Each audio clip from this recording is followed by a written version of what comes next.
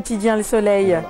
Le Soleil, justement, qui nous apprend que le chef de l'État a été reçu hier par le khalife général de l'AN. Il a sollicité le soutien de la communauté dans les projets d'infrastructure, notamment le prolongement de la VDN sur l'axe 6S Golfe. D'ailleurs, le budget est entièrement mobilisé, écrit Le Soleil, et le journal parle aussi de la modernisation de Cambérène.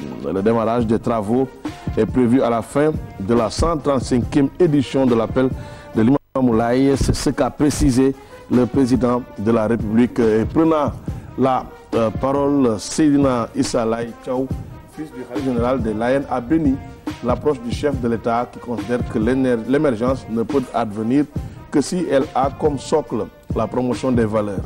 D'où l'importance que le chef de l'État accorde selon lui aux valeurs d'égalité, de justice et de transparence.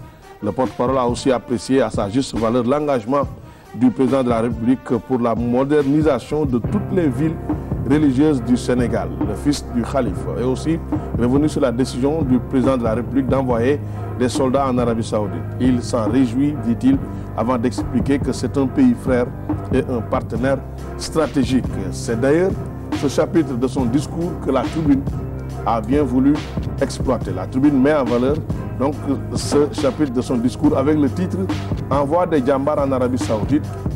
Les Layènes donnent carte blanche au président de la République Macky Sall. La Tribune nous dit que le porte-parole a aussi souligné un fait important. Ce pays abrite les lieux saints de l'islam. Revenant sur son discours, la Tribune nous signale que le coordonnateur de l'appel et non moins fils aîné du khalife général a rappelé qu'en son temps, c'est l'Arabie Saoudite qui avait décaissé une somme importante pour payer les salaires des fonctionnaires. C'est du temps des socialistes, a-t-il dit avant de rappeler l'implication de l'Arabie Saoudite et son soutien financier pour l'organisation du sommet de l'OCI.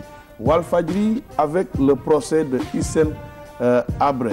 Officiellement, c'est la date du 20 juillet 2015 qui est retenue pour ce premier procès d'un chef d'État africain en terre africaine. Walfadjri s'appuie sur les propos de ses avocats pour nous dire que l'ancien président ne va pas comparaître.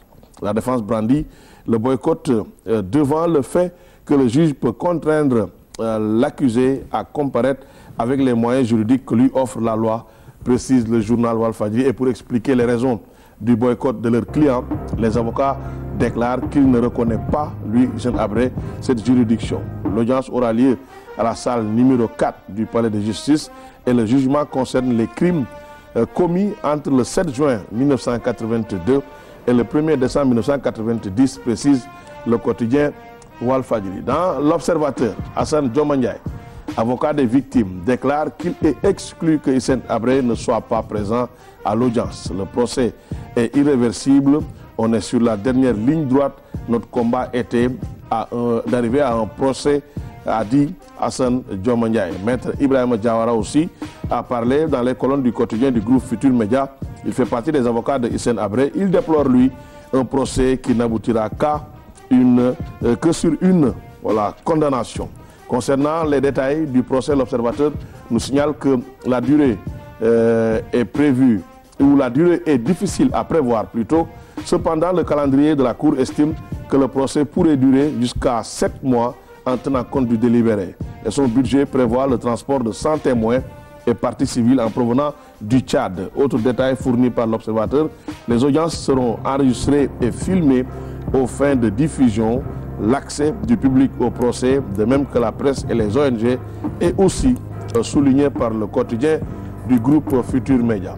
Économie à présent, dans cette revue de presse, avec le journal Le Quotidien. Après la découverte du pétrole au Sénégal l'année dernière, Cairn Energy, la société pétrolière britannique, annonce 1 milliard de barils au Sénégal. Les dirigeants ont eu à faire cette annonce à leurs actionnaires hier.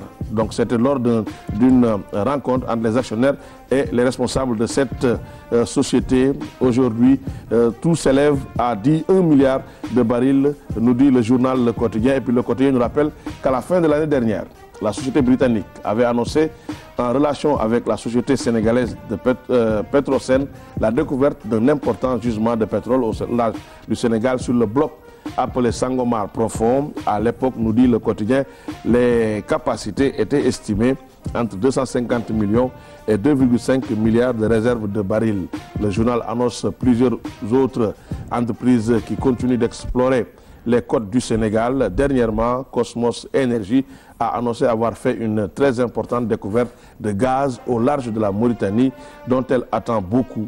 Les dirigeants de cette entreprise avaient même tenu à faire le déplacement jusqu'à Dakar pour le dire au président de la République, Macky Sall, souligne le journal Le Quotidien. Sarah.